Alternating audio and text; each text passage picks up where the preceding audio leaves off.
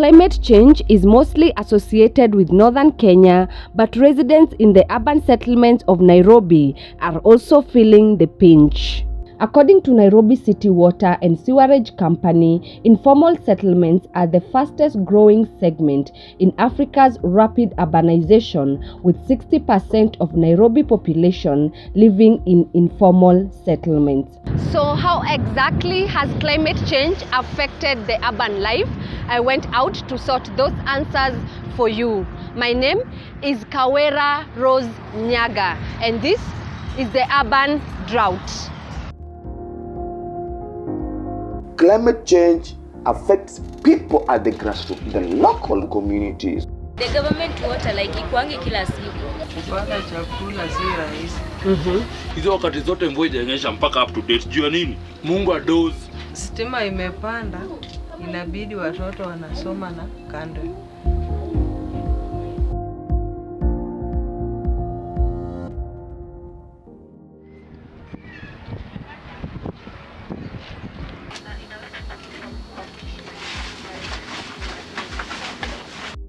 Mimi naitwa Mama Maxwell. Naishi Kibra, mtaa wa Sarang'ombe. Kuna watoto wawili na wanasoma. Mwingine anasoma Raila Educational Center, ako class 8. Na mwingine anasoma Brainstorm Academy, ako class 3. Grade 3, si class 3, grade 3. CBC. Biashara ya kibanda nilianza 2015. Hiyo wakati ilikuwa poa. Vyakula ilikuwa mingi, mboga ilikuwa, kila kitu ilikuwa. Saa hii imekuwa ngumu. Vitu iko lakini inauzwa bei kali. Si kama 2015, 2016 hapo. Kumeharibika. Hiyo wakati ulikuwa unanunua hata mboga ya 500, unauza inaisha. Na sasa hivi unaweza nunua mboga ya 200 hata uuze ibaki. Ilala hapo. Hakuna kazi sasa hivi. Sijui ni kiangazi, hakuna mvua ama hakuna nini, hakuna mboga kabisa. Inafungwa hivi vijiti mbili. Na watu wanang'ang'ania hata wanapigania soko. Na hakuna. While climate change has affected humanity, the Rapid Response Officer for Haki Africa, Frederick Ojiro, highlights that women's roles put them in a more vulnerable position. Climate change is jeopardizing the livelihoods of citizens. And as much as we are saying that it is affecting everybody, there are people that are more affected. For example, women are affected more by virtue of their role, domestic role, gender role that they play in the community. Apart from high cost of living, another major effect of climate change in the urban settlement is shortage of water. 20 liters, which costed 5 shillings a year ago, has skyrocketed to 10 shillings and in some parts 20 shillings. Shida ya maji ilianza Disemba mwaka jana mpaka saa hii. Sasa saa hii imekuwa too much. Hata heri Disemba naweza sema hivyo. Kiangazi imezidi. Hakuna maji na maji ndio kila kitu. Kama hakuna maji unaona tumekosa mboga. Tunakosa kila kitu. Watu wanahangaika. Maji ndio uhai wa mwanadamu. Bila maji hauwezi survive.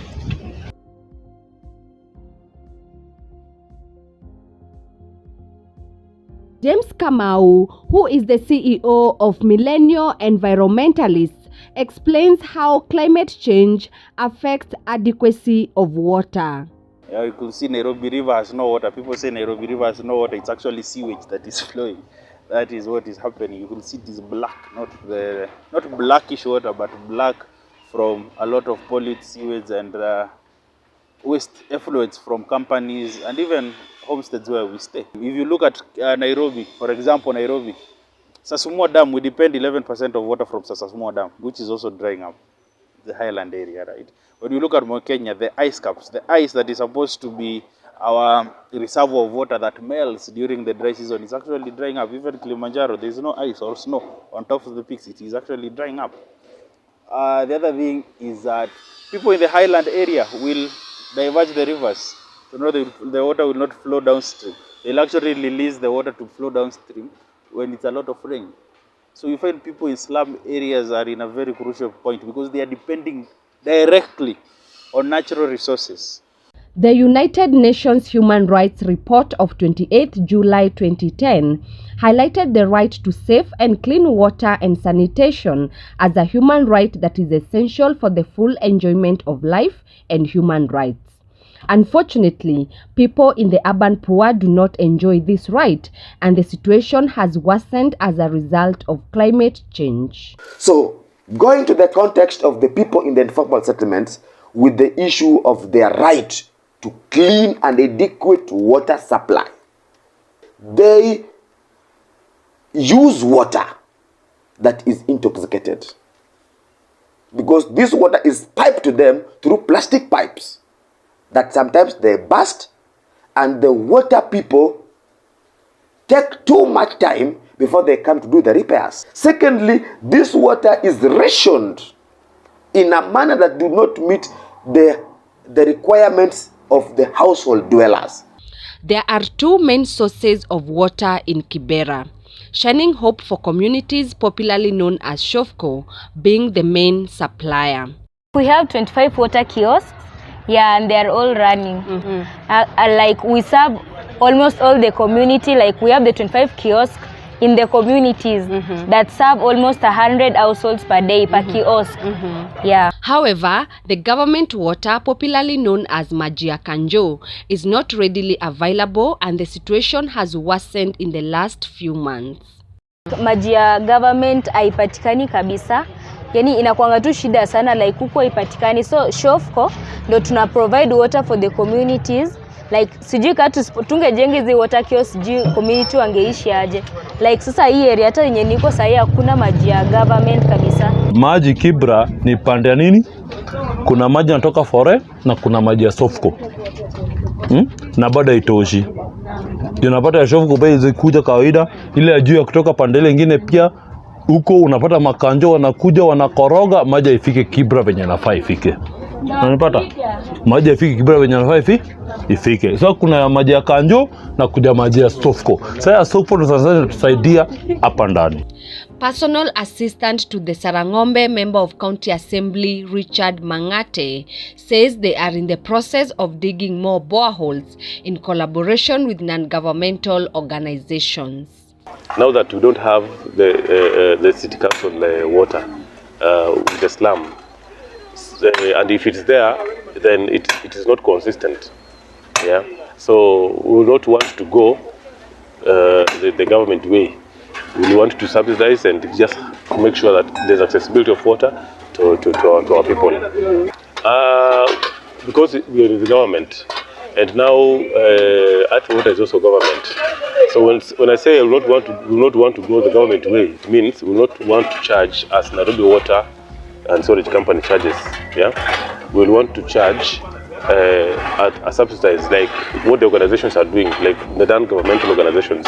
So it is a dialogue. It's a conversation that is going on. In Kenya, we use HEP, hydroelectric power. When our dams are filled with silt or they have low water, that means they produce low electricity. That's why your bills for electricity are skyrocketed. What you used to get for maybe 30 tokens for 500, now you're getting half. I've seen even in my own house, it's quite hard to actually buy electricity these days. You have to regulate it.